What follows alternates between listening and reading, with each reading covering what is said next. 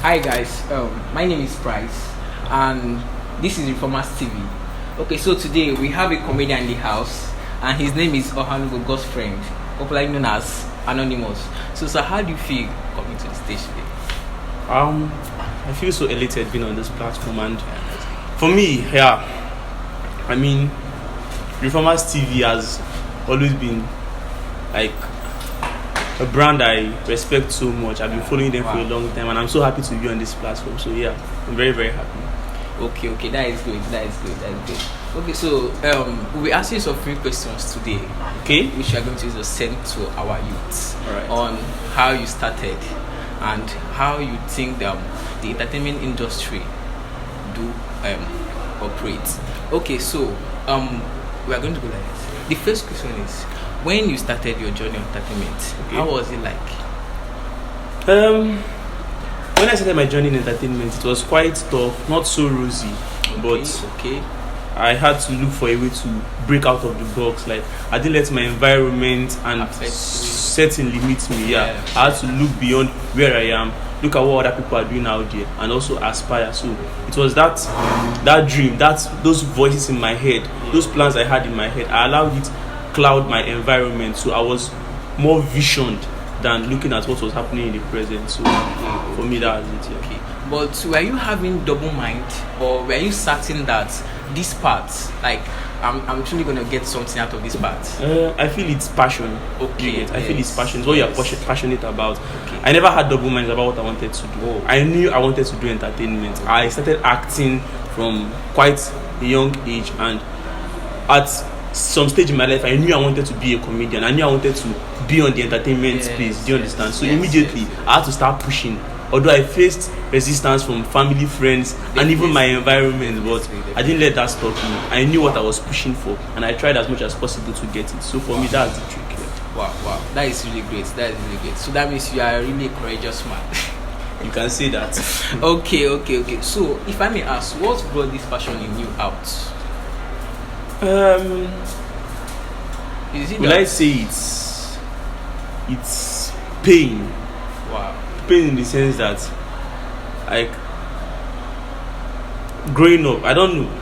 I don't know if the word pain is right to use, but I don't like it when maybe watching dramas, maybe in my church, in watching movie roles, people act movies. I don't like it when people abuse the roles they are given. You get, like, I just feel pain, like, this person, they act nonsense. You get, like, I know that this person I can do this role better. I know that this person is not justifying the role he or she is being given. You get, so that annoyance when people abuse characters pains me. And even when comedians are called on stage, they call somebody to MC an event, and the event is dull, I'm like, what is this person doing? You get, so immediately I knew that there's a void, there's a vacuum I can feel.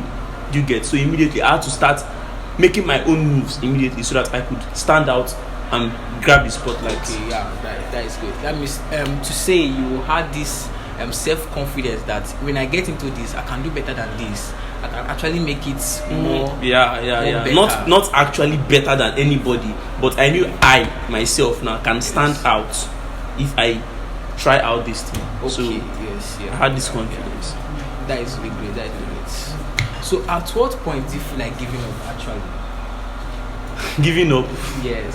Because I know some circumstances will come up whereby it gets tough, or some pressure from family and all that, like you said. Like you even said.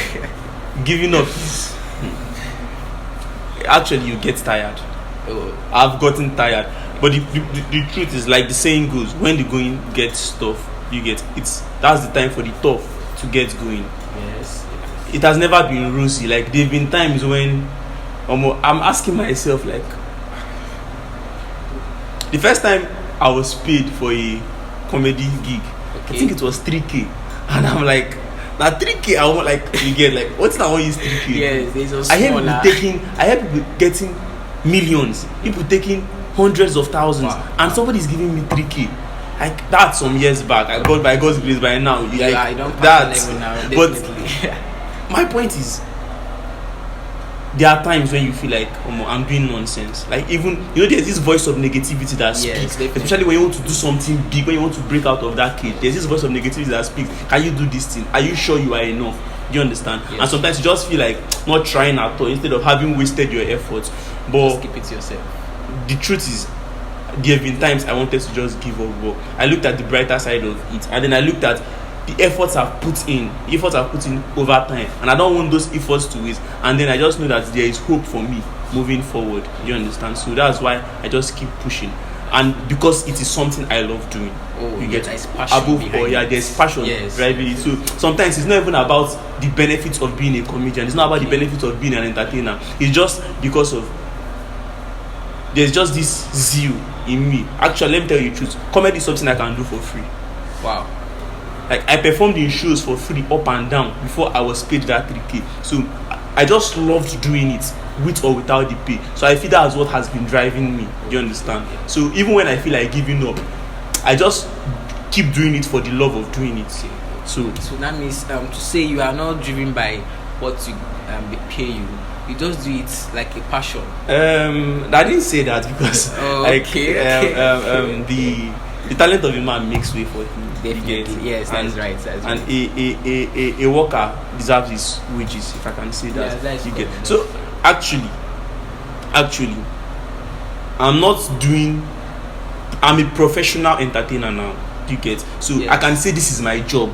You get. And I work and I get paid. Do you understand? Yes. So I work and I get paid, but above all, I love my job.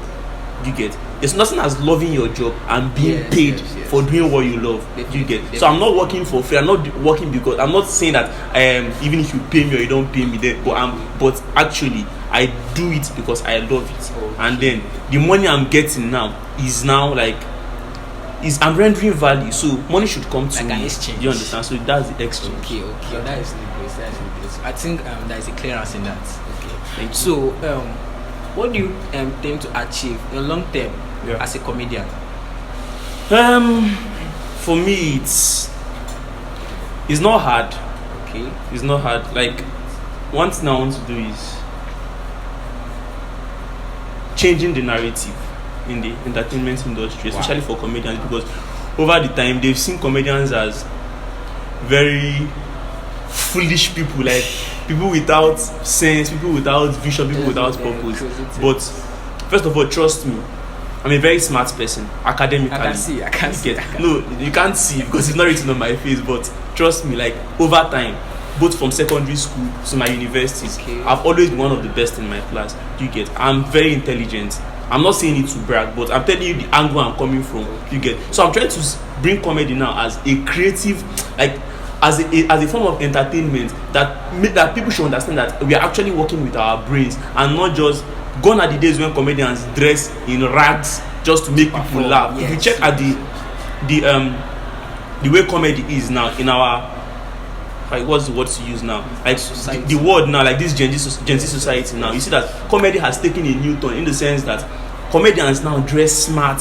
Then it's what they are saying from their head and then their creativity. That's what amuses people. You get it? So it's a whole new picture over time. So I'm coming in now I'm coming in to let people know that yes, this is what I see comedy as. This is entertainment. This is art.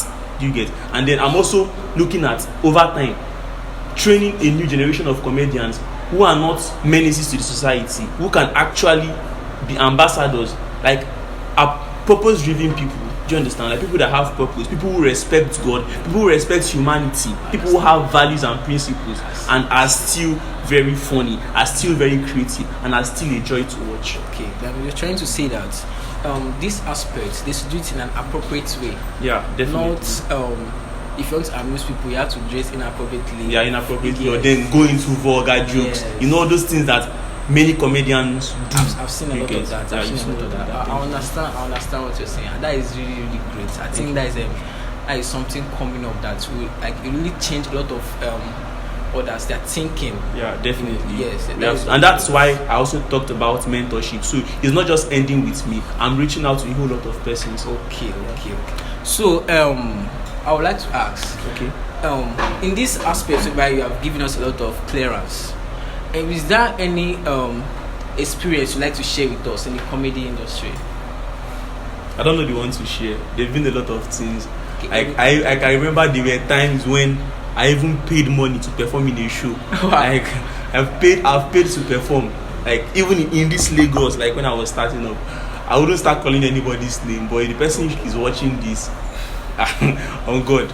But it's a different ball game altogether. You get, over time I've had so many experiences, but the thing is just the passion and the faith to keep fighting, to keep pushing. You get, it's consistency that changes the narrative. Okay, yeah, that was really good. So I think recently you had a show which you attended. I think the big break moment. Yeah, the big break moment. Yeah. I went to the show. It was really massive. Yeah. Okay, so there was a lot of competition behind the show and all that, and along the line, last you said this is the winner of the show. Yeah. So when you got the results that you are the winner, what was the reaction? How were you feeling? From the onset, I would say it's always been said that it's a winner takes all. Do you get? And for every game, for every competition, there is always a winner. Do you understand? Definitely. When I knew I did not win the competition, for me, the only thing I could do at that point is, okay, what's the next step? Trust me, I did not feel bad.